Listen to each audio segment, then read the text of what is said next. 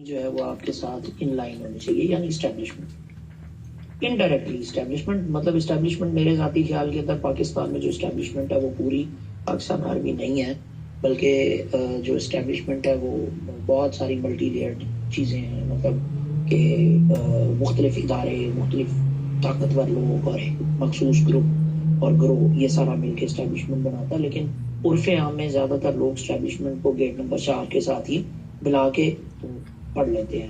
اگر اسٹیبلشمنٹ ہی gate number 4 ہوتی تو پھر اسٹیبلشمنٹ کا لفظ استعمال کرنے کی ضرورت کیا تھی، گیٹ نمبر 4 ہی کہہ دیتے۔ تو اس وجہ سے فرق ہے دونوں میں۔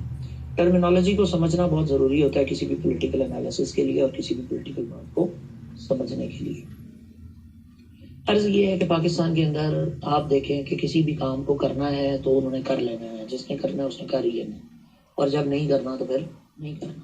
ہمیں یہ بات سمجھنے کی ضرورت ہے بہت اچھے طریقے سے کہ جو کچھ امریکہ نے طالبان افغانستان کے ساتھ کیا، سر ایک بات آپ کو بتا دیتا ہوں، افغان وار امریکہ جیتنے کے لیے نہیں آیا تھا۔ ایک $3 ٹریلین انڈسٹری ہے پاپی کراپ کی، جس کو اس نے ایکسپلائٹ کرنا تھا، اور وہ مافیا ہے پورا جس نے اسے ایکسپلائٹ کرنا تھا۔ اچھا، امریکہ کا رشیا کے ساتھ لڑائی کیا ہے؟ اصل پھڈا کیا ہے؟ اصل لڑائی کیا ہے؟ وہ لڑائی یہ ہے مافیا کی۔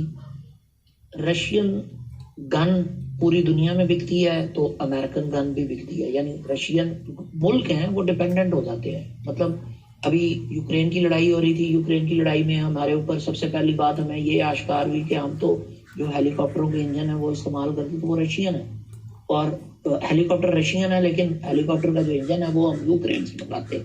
کیوں یوکرین سے منگاتے ہیں؟ کیونکہ وہ سوویت یونین کا حصہ تھا، تو جب ہم نے ایگریمنٹس کیے تھے تو اس وقت وہ اس سینس میں ساتھ تھا۔